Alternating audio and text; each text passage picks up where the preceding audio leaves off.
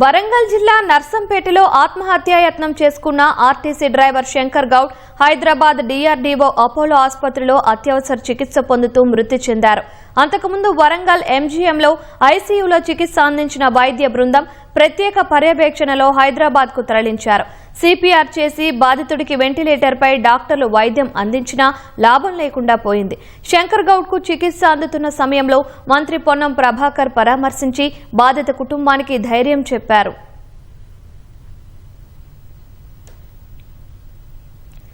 వరంగల్ జిల్లా నర్సంపేటలో RTC driver ఆత్మహత్యాయత్నం ఘటన రాష్ట్ర వ్యాప్తంగా తీవ్ర కలకలం రేపింది.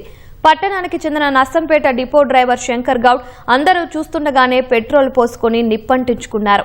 సహచర ఉద్యోగులు, పోలీసులు మంటలను ఆర్పేందుకు పలు ప్రయత్నాలు చేశారు. అప్పటికే ఒళ్లంతా కాలిపోయిన శంకర్ స్పృహ కోల్పోయాడు. హుటాహుటిన బాధితుడిని ముందుగా నర్సంపేట ఏరియా ఆసుపత్రికి, అక్కడి నుంచి వరంగల్ MGMకు తరలించారు. వరంగల్ జిల్లా collector Satyasarada, police commissioner Sanpreet Singh ముందుగానే MGM ఆసుపత్రికి చేరుకుని అత్యవసర విభాగంలో వైద్యులను సిద్ధంగా ఉంచి బాధితుడి ఆరోగ్య పరిస్థితిని దగ్గరుండి పర్యవేక్షించారు. మెరుగైన వైద్యం కోసం హైదరాబాద్ తరలించారు.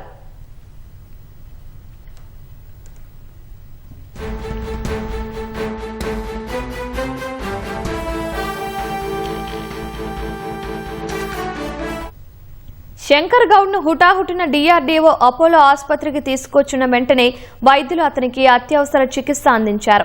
8 నిమిషాలకు పైగా CPR చేశామని వైద్యులు తెలిపారు. బాధితుడికి వెంటిలేషన్ మీదనే వైద్యం అందిస్తున్న క్రమంలో అర్ధరాత్రి 3 గంటల ప్రాంతంలో శంకర్ గౌడ్ ప్రాణాలు విడిచినట్లు తెలుస్తోంది. శంకర్ గౌడ్ మృతదేహానికి పోస్టుమార్టం నిర్వహించి ఇంటికి తీసుకెళ్తున్నట్లు బంధువులు తెలిపారు.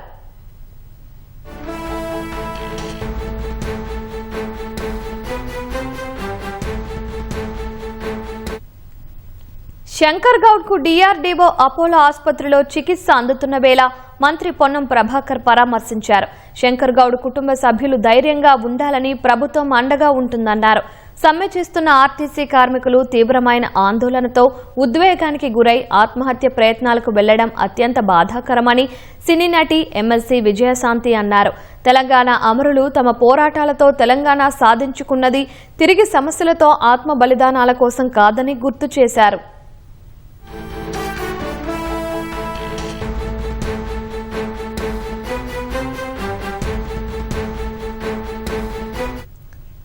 అంతకుముందు MGMలో శంకర్ గౌడ్ కు చికిత్స అందుతున్న సమయంలో మాజీ మంత్రి ఎర్రబెల్లి దయాకరరావు, నర్సంపేట మాజీ ఎమ్మెల్యే పెద్ది సుదర్శన్ రెడ్డి పరామర్శించారు.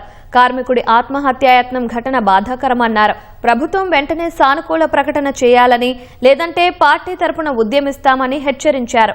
అటు JSC నాయకులు, కార్మికులు ఎవరూ ఉద్వేగానికి గురై ఆత్మహత్యలకు పాల్పడవద్దని కోరుతున్నారు.